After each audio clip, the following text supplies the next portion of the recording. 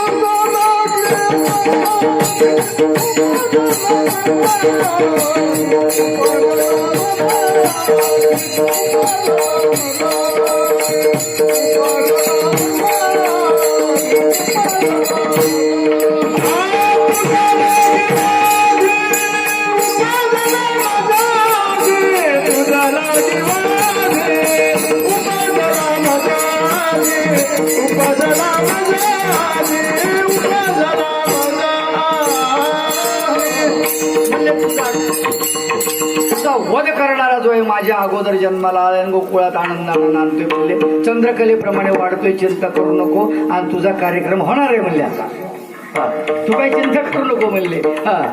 तू किती काही जरी लपून राहिलास तरी तुझं मरण अटळ आहे, ठरलेलं आहे आणि तू गोकुळात सुखात नांदत आहे. तू काही केलं तरी त्याला काही होणार नाही म्हणले, चिंता करू नको. आणि कंसाचा चेहरा उतरला, विचार केला काय करावं नाही का. इकडे जेव्हा गोकुळामध्ये आले भगवंत तर तो कोण आला, अभंगाच्या प्रथम चरणात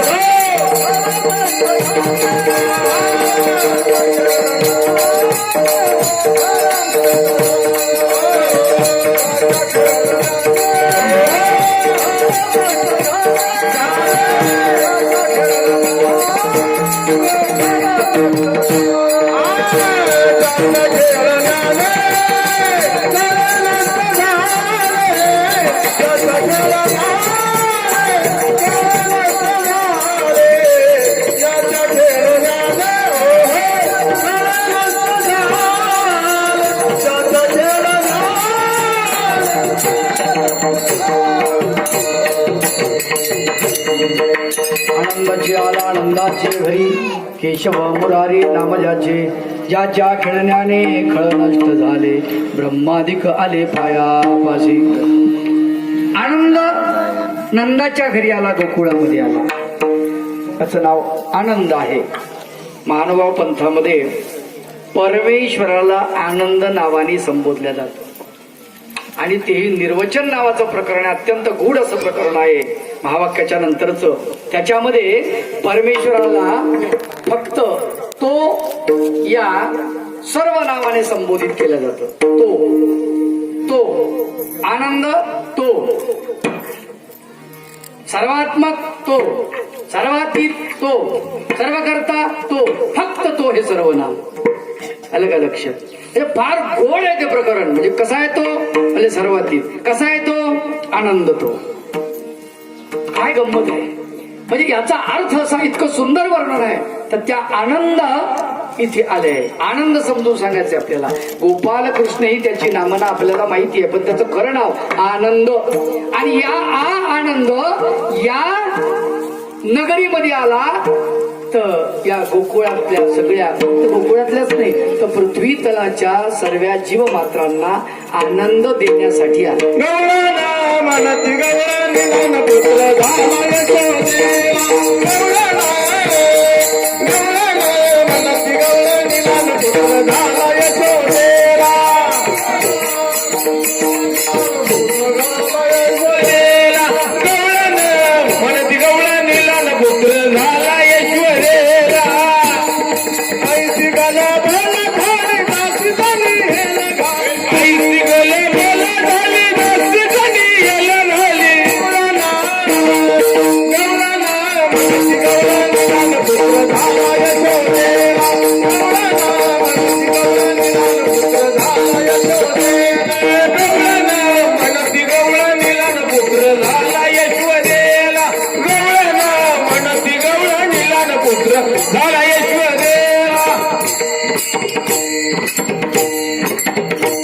सगळ्या गोकुळामध्ये आनंदी आनंद तुम्हाला सांगतो.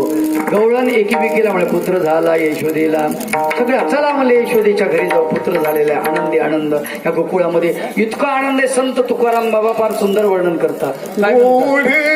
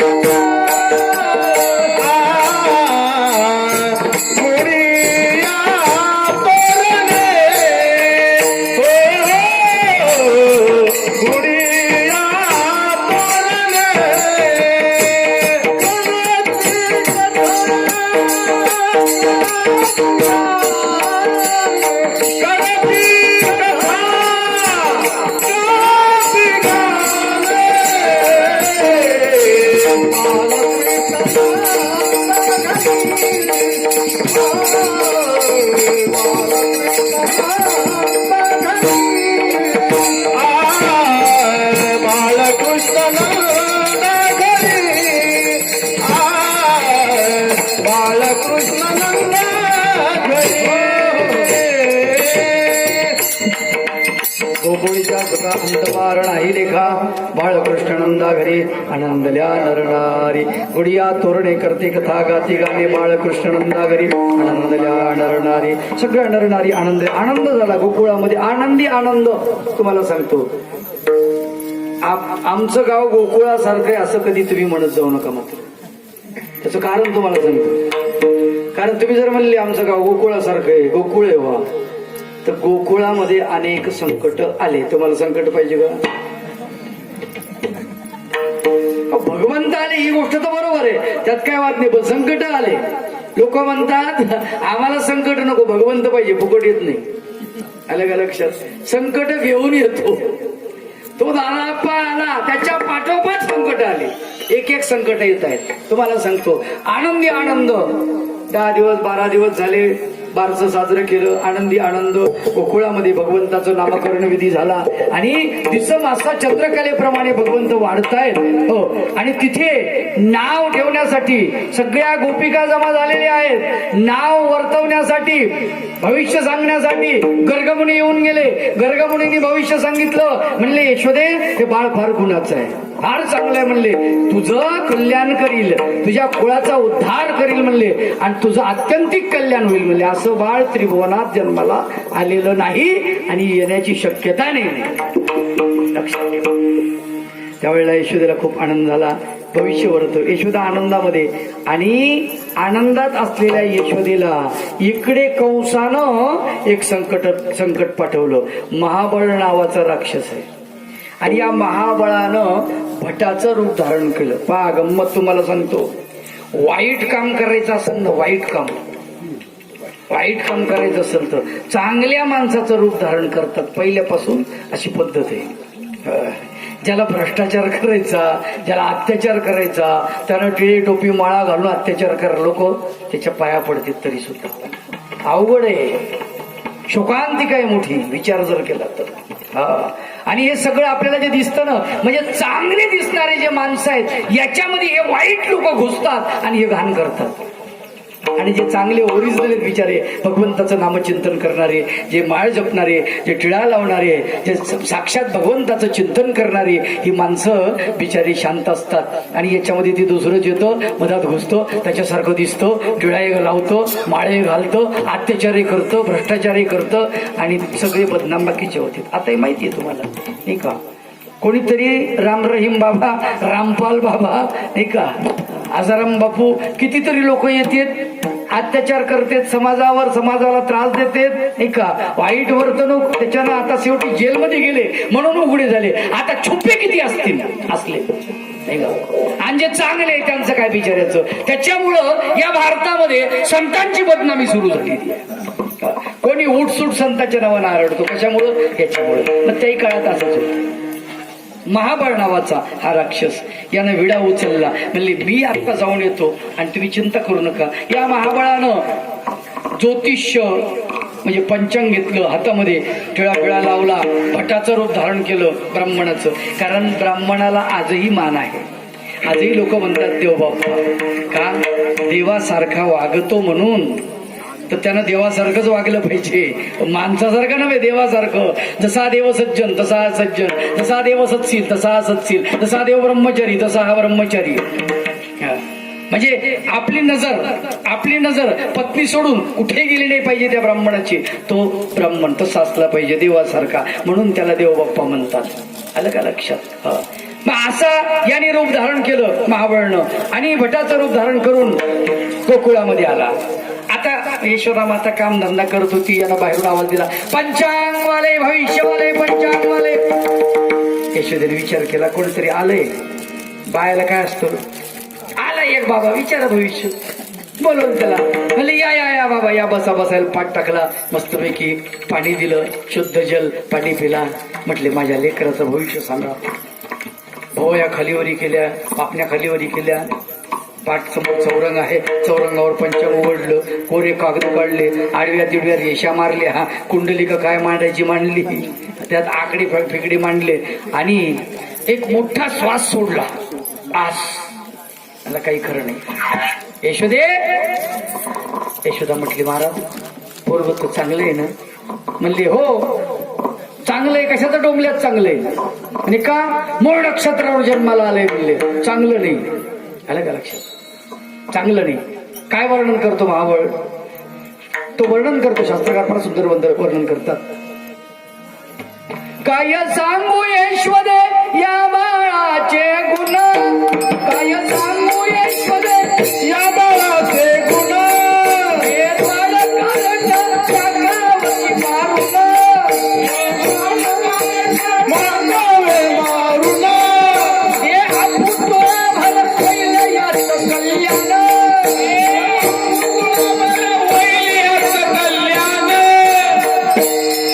थोडाभर आपू देऊन टाक म्हणले, याचं कल्याण होईल. जुन्या काळातल्या बाळ्या होत्या, त्या लहान लेकराला आपलं दूध पाजायच्या आणि त्याच्यानंतर त्याला आपू अशी उघडून थोडीशी त्याला पाजायच्या, म्हणजे ते शांत झोपलं पाहिजे. 4-5 घंटे आपले कामधंदे झाले की मग आपण पुन्हा त्याला घेऊ, दूध पाजू. पण तोपर्यंत आपलं काम उरकलं पाहिजे, म्हणून बाळ शांत झोपी गेलं पाहिजे, म्हणून त्याला आपू पाजत होत्या.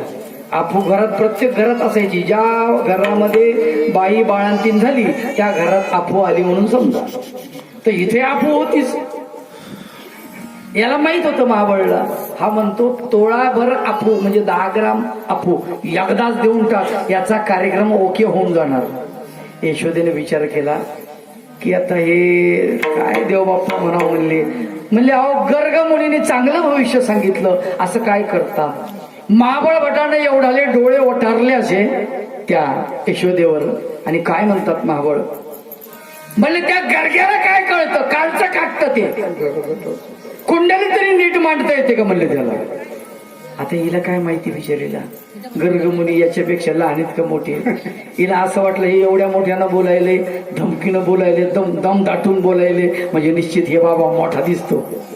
म्हणजे महाराज मला काही माहित नाही, हा सांगतो तसं कर. म्हणजे ठीक आहे. पण तिला वाटलं यांना आपलं हे देऊन टाकावं दान दक्षिणा आणि यांना काढून द्यावं. यशोदा माता आतमध्ये गेली. भगवंतानं पाळण्यातून याच्याकडे बघितलं, महाबळाकडे. महाबळ भगवंताकडे पाहतो, पुढे चौरंग ठेवलेला आहे, पाटावर बसलेला आहे, पाटावर असे बोट वाजवतोय, भगवंताकडे पाहतोय आणि भगवंताला म्हणतोय, बघ तुझा कार्यक्रम आता ओके होतोय, चिंता करू नको भेटूया, थोडाभर आपू खायन तसाच पड पाळण्यामध्ये. भगवंत म्हणजे असं आहे का? माझ्या आईला त्रास देतो. अरे आई ही पवित्र असते, सरळ मनाची असते, आणि तिला बोलला म्हणले तू तिला त्रास देतो, फक्त तुझी सोय. यशोदा माता आतमध्ये आणि इकडं भगवंतानं कोपऱ्यामध्ये मुसळ होतं. मुसळाला म्हणले, मुसळराव काय चाललंय तुमच्या राज्यात? मुसळ ते एकदम टाईट झालं ना. ते म्हणले, महाराज आज्ञा, काय करायचं? म्हणले, बघा याच्याकडे झाला. मुसळ म्हणले, सगळ्या वस्तू स्वयंपाकघरातल्या म्हणले सगळेजण कामाला लागा, शेवटचा समारोप मी करतो म्हणले. आता तुम्हाला सांगतो, स्वयंपाकघरात किचन ओट्यावरती मिरची होती. ती म्हणजे आपण काहीतरी थोडाफार हातभार लावला पाहिजे, देवाची सेवा केली पाहिजे. मिरचीचे डब्बा उघडला, झाकण उघडलं, जे पळाली मिरची त्याच्या डोळ्यात, नाकात, तोंडात. तुम्हाला सांगतो की आबा बाबा म्हणून मोठ्यानं ओरडायला लागले, जे बेलनं आलं तोंडात घुसलो, बंद, आवाज करायचा नाही. त्याने विचार केला, काहीतरी कळ वेगळं दिसते, बेकार काम आहे म्हणलं. उठायला लागला तर पाठ चिटकला उपदेशाला. तुम्हाला सांगतो काय करावं म्हणले, पाट्या होता, पाटा आला, जे पाठीवर बसला, पाट्यानं जे झोडपून काढलं. तुम्हाला सांगतो वरोट्यानं जे ओरडलं त्याच्या पाठीला, जे मोगरी होती मोगरीनं झोडपलं, घरातल्या सगळ्या अवयव तिथे त्याचे थंडे करून टाकले. तुम्हाला सांगतो पळायला लागला तर बाज आडवी आली, पाडलं खाली आलं. तुम्हाला सांगतो धोतर त्या पावशीमध्ये, पावशी समजते ना, इळ्यामध्ये धोतर अटकलं, ते पिटलं. अवघड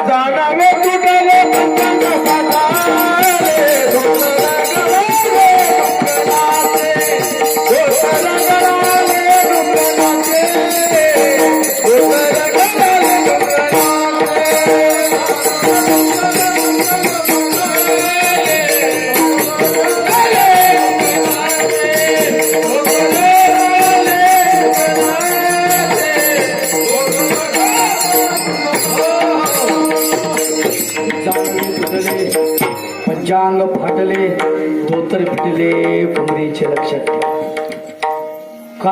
काही राहिलं नाही. बाज आडवी आली, बाजूनं सांगितलं टॅक्स द्यावं लागते, टोल नाका. रे पहिला टोल नाका भरून टॅक्स भरावं लागतो. कुठंच चालला, एवढा हिरवा निळा पिवळा करून टाकला. तुम्हाला सांगतो मुसळराव म्हणले, अरे बस करा, अध्यक्षाला उरू द्या काहीतरी. आणि मग मुसळानं शेवटी असा झोडपला म्हणताना तुम्हाला सांगतो, अरे महाबळ भट तर महाबळ भट राहिला नाही, उघडा नागडा बोडखा, बोटभर चिंदी नाही अंगावर, आणि असाच पळत यमुनेत उडी टाकली, पोहत पोहत पलीकडे गेलो मथुरेत. दरबारात हजर, द्वारपाला म्हणे, काय होणार तू? महाबळ हे कसला महाबळ? महाबळ तिकडे गोकुळात गेला, म्हणजे मीच आहे. राजाला आसनावर विचारलं कंसानं, म्हणजे कोण आहे ते? म्हणजे ते महाबळ म्हणाले, अरे धोतर द्या नेसायला म्हणले त्याला. पहिले धोतर नेसायला दिलं, बोलवलं. काय झालं? म्हणजे महाराज त्याच्या नादी लागू नका. म्हणजे का? त्यानं मारलं काय? म्हणजे त्यानं काहीच केलं नाही तरी तुझी अशी अवस्था. म्हणजे त्याचाच विचार करा म्हणजे तुम्ही काही केलं नाही तरी माझी अशी अवस्था, आणि तुम्ही तर त्याची खोडी काढली म्हणजे तुमचं काय होईल त्याचा विचार करा. आपण काही नदी लागत नाही म्हणले. आता पुन्हा तुमच्या राज्यातच नको, जे महाबळ निघून गेले की नाही. तुम्हाला सांगतो गोपाला गोपाला गोपाला गोपाला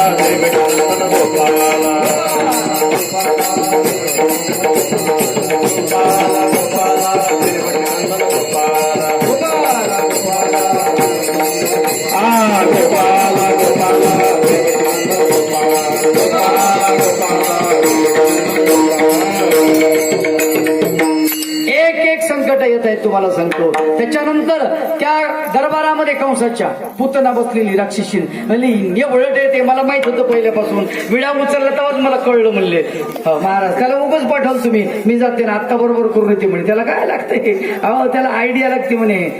हे माणसाचं काम नाही म्हणे, बाया बरोबर करतात, चिंता करू नका म्हणले तुम्ही. आणि मग त्या पुतणीनं सुंदर तरुणीचं रूप धारण केलं आणि गोकुळामध्ये आले. गोकुळात आली, नंदाच्या वाड्याच्या समोर आली, आवाज दिला, यशोदे.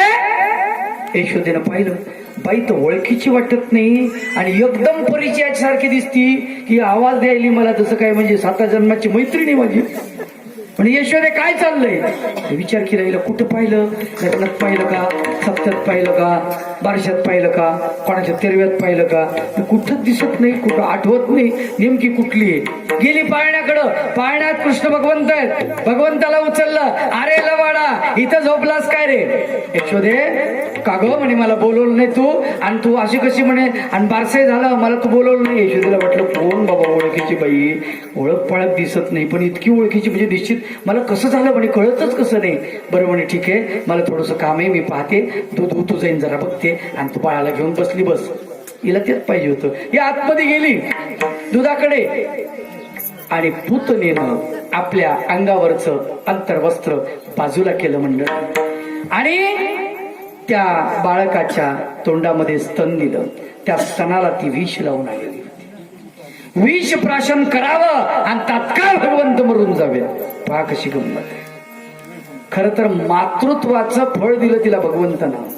स्वामी चक्रधर महाराज म्हणतात जेची गती यशोदेशी तेची पुतनेशी.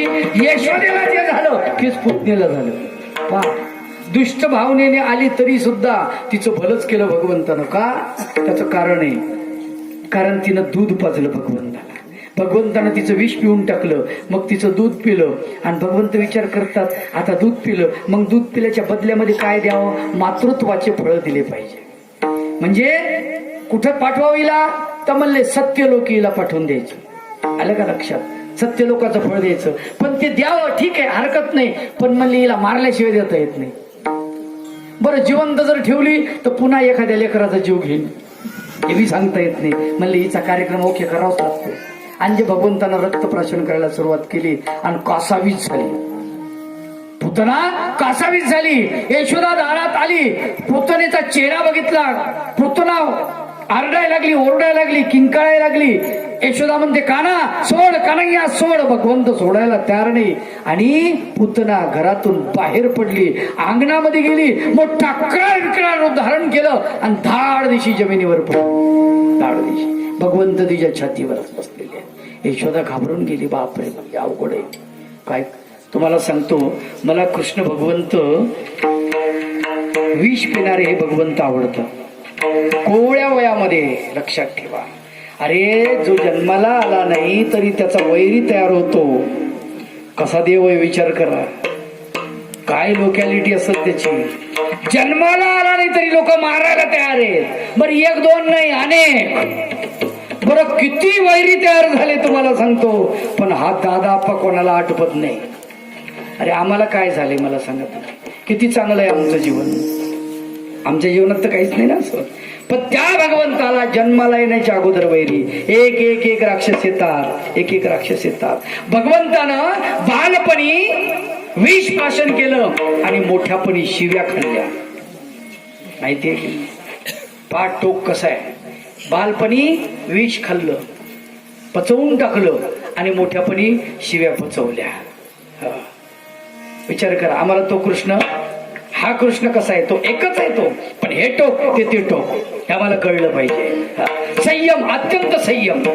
भारतामध्ये जो संयम आहे ना, कोणी सांगतं पाकिस्तानने इकून उकरलं, पाकिस्ताननं तिकून उकरलं, चीन तिकून बोट घालायला आणि त्यानं तिकून म्हणजे रोड काढला, याने इकून म्हणजे बॉर्डर खतम केली, तिकडं गोळीबार झाला. भारत शांत. कसे एकदम शांत. काम कधी करायचं भारताला बरोबर माहिती. रात्रीच्या टायमाला 3 वाजता गपचीप. आलं का लक्षात? तेही पडलं खाली विमान म्हणून कळलं.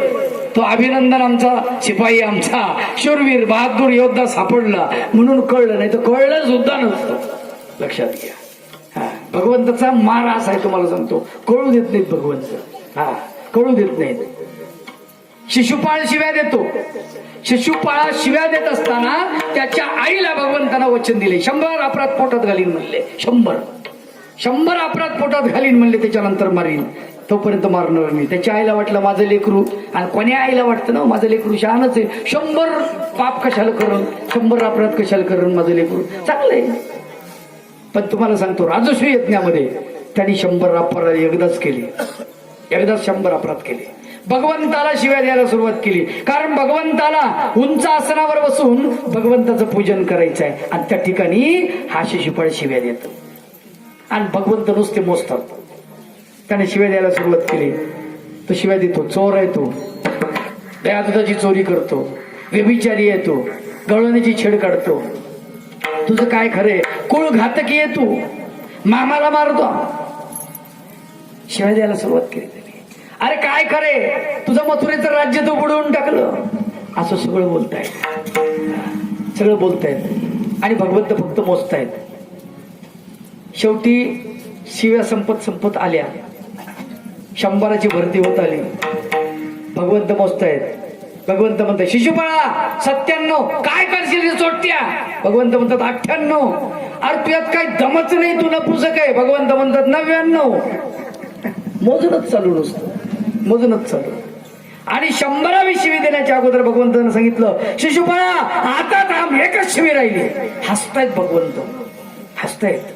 अहो भीमानं गदा अशी पकडली, धावत जाणार भीम, इतक्यामध्ये भगवंतानं हात केला, गप्प बस, तुझं गिराईक नाही, माझं गिराईक, मी बघून घेईन, तू नको उतावळीपणा करू. नाही का? आणि तुम्हाला सांगतो मग 100वी शिवी दिली, संपली, तोंडाच्या बाहेर पडली की चक्र सुदर्शनी कोण निघालं आणि लगेच मुंडकं छाटलं.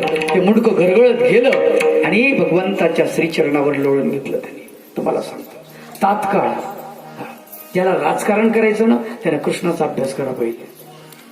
लक्षात घ्या, श्रीमद भगवद्गीता पूर्ण पाठ करा, भागवत वाचा चांगलं, लक्षात ठेवा. कृष्ण पूर्ण अभ्यासा, पूर्ण अभ्यासा. एकही कृष्णाचा पैलू रिकामा ठेवू नका की याचा अभ्यास झाला नाही वा. आणि मग राजकारणात उतरा. तुम्हाला कोण हरवतं तर मी पाहतो. कीर्तन सोडून देईन, कीर्तन सोडून देईन, लक्षात ठेवा. कारण कृष्णानं जे केलं भक्तासाठी केलं, देशासाठी केलं, समाजासाठी केलं, स्वतःसाठी काहीच केलं नाही, काहीच बांधलं नाही स्वतःसाठी. माहितीये का? पण एवढी मात्र गोष्ट निश्चित, कुटुंब पहिले सुखी केलेलं आहे. कुटुंब पहिले सुखी केलं, बाजूला लिहून ठेवलं. कुठे लिहून ठेवलं माहितीये तुम्हाला? समुद्राच्या काठाला, द्वारका. तुम्ही तिकडे शानपणा करत बसा गपचिप, इकडे यायचं नाही. सगळे 56 कोटी यादव तिकडे आहेत. आम्हाला कृष्ण कसा आहे माहित नाही, नुसतं तिकडे ठेवलं असं नाही आहे. कारण पश्चिम दिशेकडून भारतावर अनेक आक्रमण झाली. नंतर तुम्हाला सांगतो या भारतामध्ये इंग्रज, पोर्तुगीज, डच हे जे आले ना, इकूनच आले, पश्चिम बाजूनच आले.